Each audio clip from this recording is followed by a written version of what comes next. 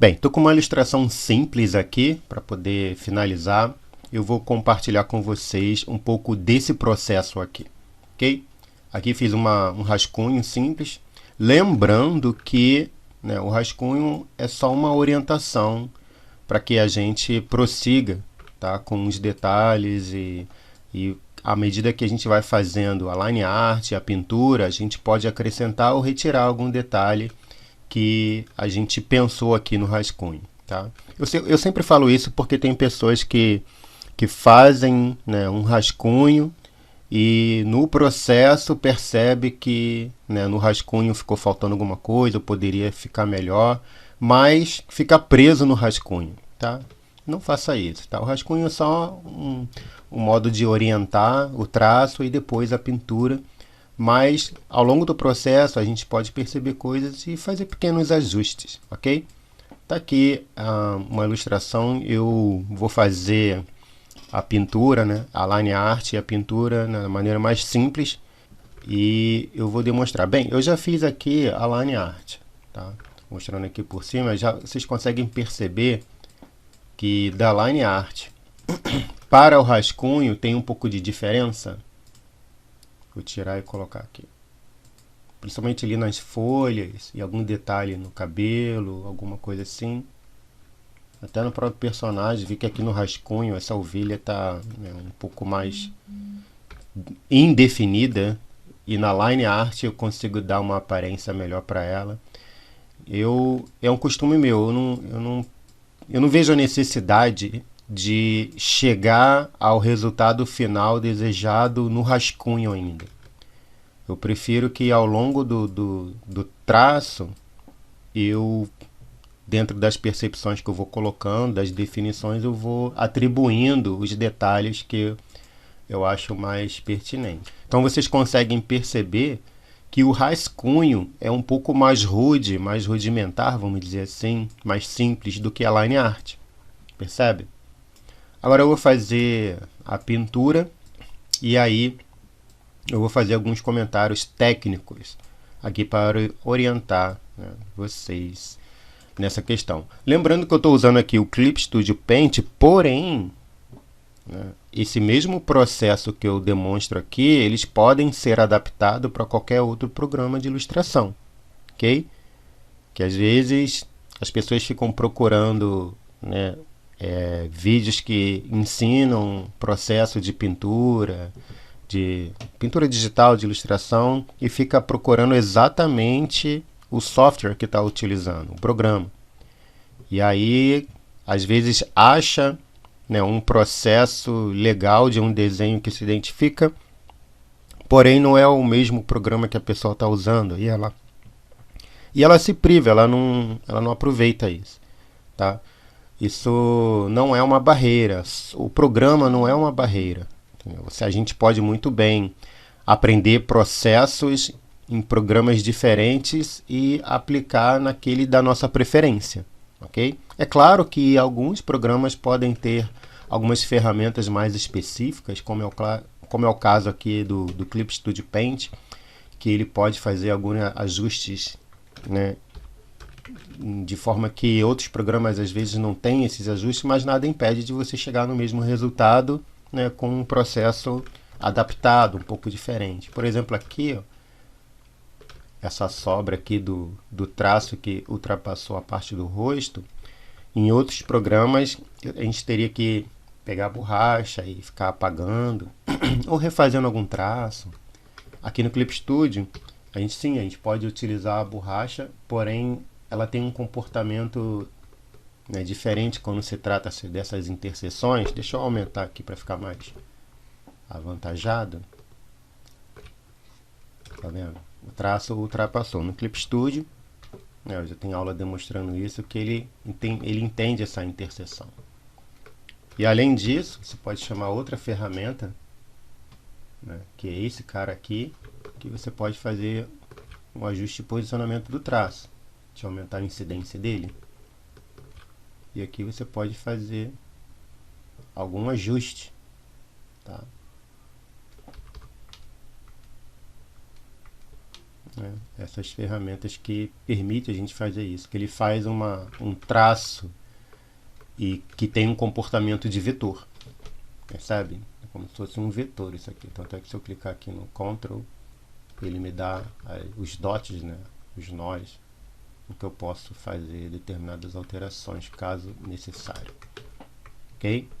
Isso o Clip Studio oferece. Mas se eu tivesse no Photoshop, ou no Sketchbook, ou qualquer outro, no Krita, alguma coisa assim, eu poderia fazer os ajustes de uma forma diferente e no final chegar no mesmo resultado. Ok? Alguns programas podem dar algumas facilidades com algumas ferramentas, mas todos os programas podem conduzir a gente a chegar aos mesmos resultados e com processos muito semelhantes. Ok? Então vamos lá. Lembrando de outro comportamento do balde de tinta no Clip Studio, onde você vai pintar várias áreas que são separadas pelos traços, mas que vão conter basicamente a mesma cor. Você não precisa ficar clicando em um por um, clica nesse, aí depois arrasta, clica nesse, aí depois muda a posição, depois clica nele. Imagine se tivesse aqui centenas de folhas, ia ficar clicando centenas de vezes. No Clip Studio você pode fazer algo que é mais, vamos dizer assim, tem uma performance melhor, tá? Você clica na primeira e não solta o botão, depois é só arrastar, ok? Parece bobagem, né? Mas quando você está fazendo uma ilustração mais complexa, esse tipo de comportamento de ferramenta de preenchimento, você ganha muito tempo. Imagina que você está fazendo uma ilustração bem complexa, com várias áreas assim, entendeu? E às vezes várias ilustrações assim. Ao longo do dia, né, com esse recurso, você pode poupar, às vezes até horas de trabalho, justamente por não precisar ficar catando pedacinho até você conseguir preencher, ok?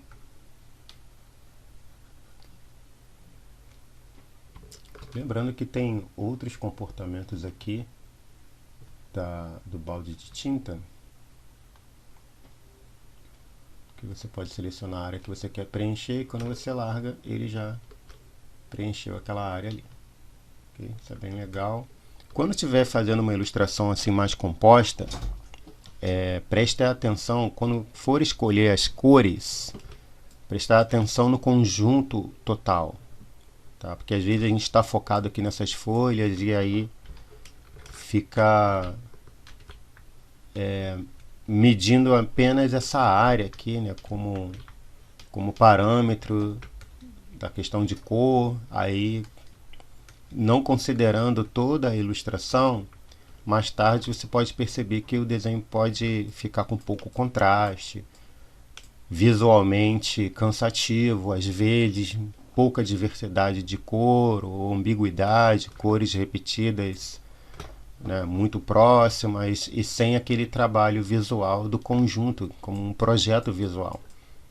Okay?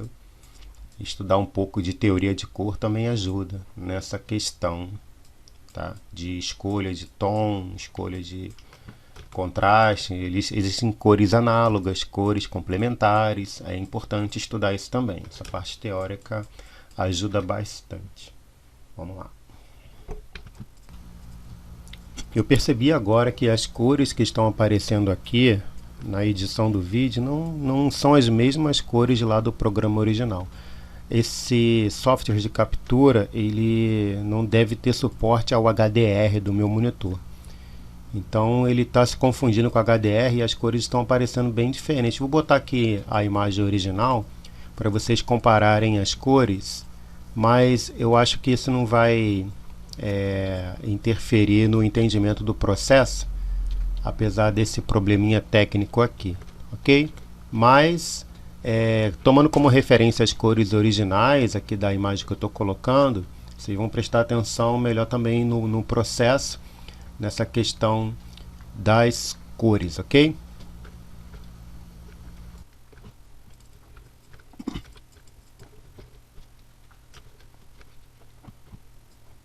Agora para fazer o céu aqui, tem um detalhe aqui para acertar, depois eu faço isso. Para fazer o céu aqui, eu prefiro criar uma camada separada por trás de tudo que eu já pintei. Acho que fica mais fácil controlar ali o efeito que eu vou querer dar, algum ajuste posterior, vai facilitar do que eu pintar a cor do fundo na mesma camada dessas cores que eu já fiz agora. Então, criei aqui, ó, abaixo da camada de cores, tá vendo? Essa camada aqui, essa aqui, não tem nada. E aí eu vou só fazer uma seleção normal dentro da área da ilustração, ok? E aqui com balde de tinta e degradê eu posso fazer a pintura do céu, que ele já vai preencher, né, tudo que ainda não tem cor lá no fundo automaticamente, né? Aqui eu precisar fazer algum ajuste, aí fica mais fácil de selecionar essa área completa e fazer o ajuste necessário, algum efeito, coisa assim. Bem, preenchimento de cor feito, e agora é justamente escolher que tipo de acabamento ou efeitos de luz, sombra, se for utilizar, que tipo vai ser feito, se vai utilizar alguma textura, se vai utilizar uma característica. Isso, né, o artista, não existe um padrão, como que eu faço, como que é o certo. Essa questão aqui não existe o certo, né? Existe aquilo que você experimenta e vê que visualmente agradável fica. Essa questão de dar a característica que você precisa. E lembrando que esse tipo de efeito que você vai utilizar, imagina que você está fazendo uma ilustração única, é somente essa aqui, não vai precisar fazer mais nenhuma, tá? E aí geralmente eu costumo, né, fazer uma coisa mais complexa, já que é um projeto único, aquela coisa toda, o tempo todo vai ficar disponível para ele, né, esse projeto. Então eu vou fazer muitos efeitos, tal, dependendo também da necessidade do cliente e do tipo de material, como que ele vai ser produzido e tudo mais. Porém, se você for trabalhar numa sequência longa de imagens, como, né, livros ilustrados, história em quadrinhos, você tem que pensar na produção em geral e no tempo que você tem. Entendeu? Porque se você fizer algum tipo de efeito agora aqui, e o tipo de efeito é um efeito muito rebuscado e que demora bastante tempo, imagina que essa é a primeira de, vamos supor, 30 ilustrações.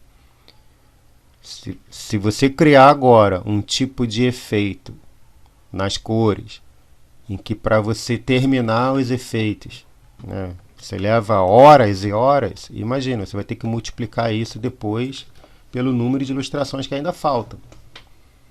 E dependendo do tipo de ilustração, na verdade, dependendo do tipo de efeito que você vai escolher colocar, isso pode comprometer teu prazo de produção, entendeu? E até o orçamento, né? Porque a gente mais ou menos calcula os custos, né, do nosso trabalho baseado no tempo que a gente vai levar.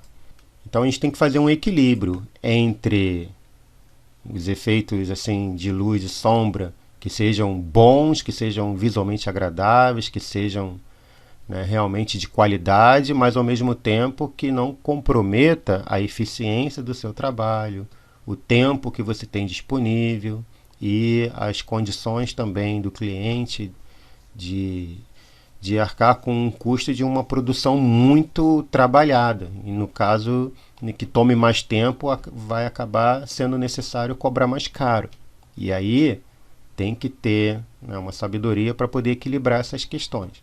Não é somente a capacidade técnica, ok?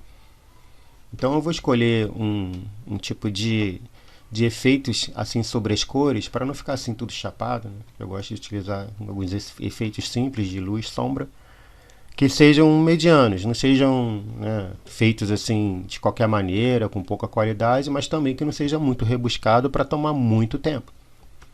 Entendeu? Então eu vou tentar fazer uns efeitos bem simples aqui e vocês vão perceber que o desenho vai ficar muito mais apresentável, tá? E até ajuda também no orçamento. E quando você faz uma amostra e mostra para o cliente como vai ficar e ele pergunta o preço, quando você dá um bom preço, mas a ilustração tem um impacto visual muito bom, provavelmente você vai ter facilidade de aprovar o seu orçamento. Percebe? Chega de conversa, vamos lá, vamos fazer esses efeitos aí.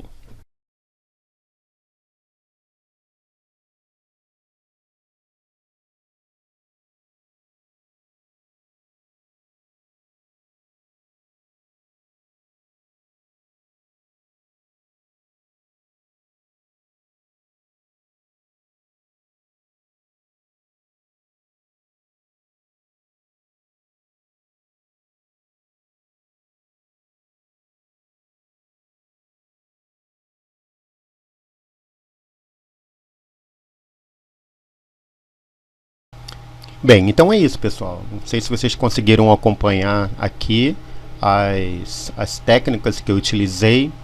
Alguns recursos eu já expliquei como se faz em outras aulas. É só acompanhar as outras aulas que eu tenho aqui no canal, que tem explicando lá mais pausadamente, mais detalhadamente. Não fiz nenhuma novidade aqui em relação à questão de técnicas aqui no Clip Studio para esse tipo de pintura. Mas eu mostrei algumas rotinas que eu ainda não tinha mostrado nas outras aulas. Tá? Se ficou alguma dúvida em como chegar a algum resultado assim, o tipo de pintura, o efeito que eu utilizei, como que ficou, como que teve tal comportamento, como utilizar isso em outro tipo de desenho. Se tiver alguma dúvida, coloca aí nos comentários, eu vou ficar atento e vou responder conforme a necessidade, ok? Espero que tenha sido útil para você esse vídeo, né? Se agregou algum valor, se ajudou em alguma coisa, não deixe de deixar aí um gostei, se inscrever no canal se não tiver inscrito, não se esqueça. E até o próximo vídeo. Valeu!